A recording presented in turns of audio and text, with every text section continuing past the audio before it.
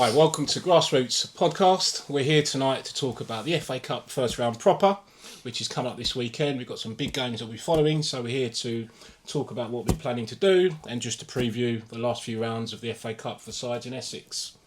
Ross, anything to add?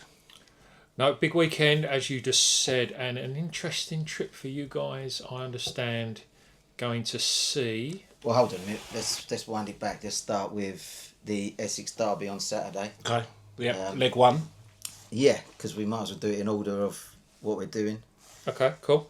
Yep, Chelmsford City versus Braintree. Yeah, local derby, Clarence versus the Irons.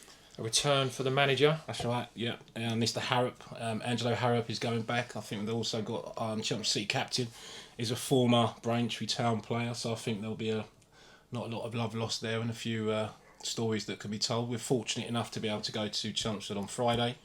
We'll be getting an interview with manager Angelo. We'll also be talking to Dom, the captain, and top scorer Lyle Taylor, I believe. Lyle Taylor, great player. I can't wait for this Saturday. I think it's going to be a good game, good atmosphere.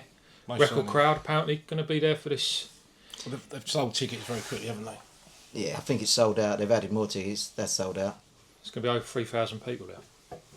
Should be interesting. Like I said before, I think the chairman, Spencer Gore's got big ambitions. I think, if I recall, he wants to get the team into the Premier League by 2038. He said that.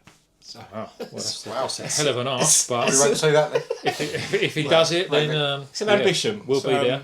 But to his point, I think Chelmsford City, size of the city, population-wise, not to have a team higher up in the league echelon. We need to be a cut of well, I think as a club they need to be punching their weight. I think Spencer's obviously seen that. He's changing the infrastructure. There's lots of different things going on over there. Well, we was there the other week on one of the little meet and greet things, and it just looked and felt more professional in the clubhouse. Sure. It was a good group of guys. There was all interacting. It was a good community spirit feeling there. That's what you want from a club like that. You want to just get it growing more than what it is now. Do you think they'd rebuild or they'd build there? This is the $1 million question, though. I think they want. He said to himself he wants his own ground, but it's not as easy just to come by. I think the best idea that they could come to is to get the athletics club to move to another location and develop where they are. But who knows? It's a big ask. That's where the council is, council, isn't it? Yeah, it's council owned. Yeah, council owned, but they say they've got a good relationship with the council. I think the council appreciate what the club can bring to the city, so it would be in their interest to... Infrastructure as well. It's if they're going to be pulling in, 5,000-10,000 a week on higher leagues, they'll have to move because of the... The question is where they move to. Yeah, do you want another? No disrespect to Colchester United, but do you want an out of town soulless stadium? No, I know what you mean. It's just hard, isn't it? Because the old New Whittle Street, that had to go. Didn't have to go. It went stupidly. It went stupidly. That was the pucker ground.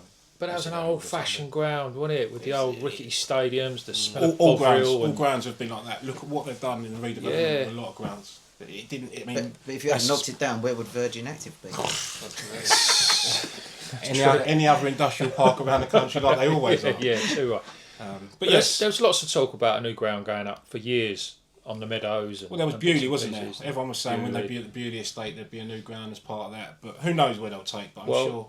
Let's wait and see to that day because that'll be an interesting conversation definitely. When that happens. But yeah, I was lucky enough to be at the last round against Chippenham, 4-3 win. Great game. It was the last 5 minutes. I think they got the winner. I went down to 10 men as well, if I recall. There was 3-1 up at half time. Went down to 10 men. Got it back to 3-3, and then they just popped up and got a nice little volley in the last 5 minutes to seal the win. And it was good to see. Good to see. And again, the crowd were great. Loads of singing. Good atmosphere down there. I think that was about 1,800 people there, so maybe even up to double that for the next one. Yeah, definitely. I think that's the talk of the town at the minute. Most people I talk to have managed to somehow get a ticket. It's one of those... we are lucky to get all five of us. Andy's not here at the moment, but all five of us are going to get a nice little view to that. So we'll get some interviews, some video footage and pictures. It'll be good. So when we started this off, all the way back in... July, end of July. Last week in July, I remember. Did you think that we would still be here at this stage? Or?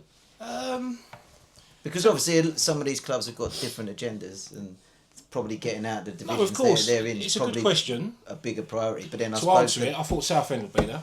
I thought Colchester would be there. I wasn't sure anyone else would be there. So no, I wasn't 100% sure we'd be getting to see a game at this stage of the competition. I suppose with Bolden, with what they've invested and how they've started the season, well, no is the answer to your question, I don't think, but how Malden have progressed and the finances they've got there now and the quality of the players, the stadium, the club as a whole,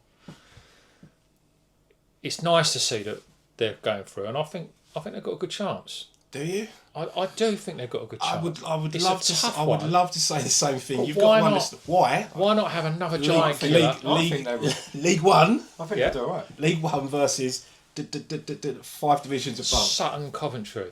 Yeah, but they don't happen. Like, listen, I would love Malden. Would it be great story? It though? would be great, but for you to say they've got a great chance is I think Yeah, it's a push. absolutely. I'm gonna go out there and say that I'd like to think they're going to get a result, whether it's a replay or what. I think they've got a chance. You're getting drunk on the what is it? The drama of the FA Cup, right? I just there, want to. the I don't want to go up romance. to Port Vale like you guys, and I want to come What? back here. What? Okay. You're a little softy. So we need to wind it back slightly. So after the Chelmsford City game, Chelmsford City and Braintree finish, Yep. we're heading straight up to Port Vale to stay the night to attend the Port Vale against Malden game at 3:00 the next day. Yeah, so it's a marathon FA Cup weekend for us. So 12 o'clock Saturday, live on TNT, I think it is. TNT, Yes, yeah. yeah, both And of them. then, But for the real coverage, forget TNT. Check out our socials. I We'll like be putting that. some serious bits through yeah, That yeah.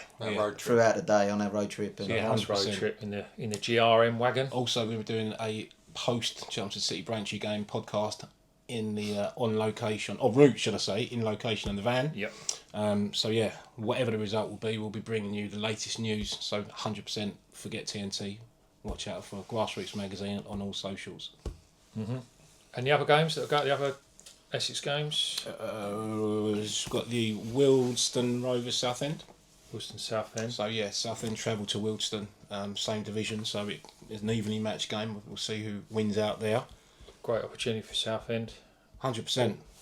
Yeah, it's. I don't know too much about Wilton, to be honest, but we've been following Southend for the last year or two. Another great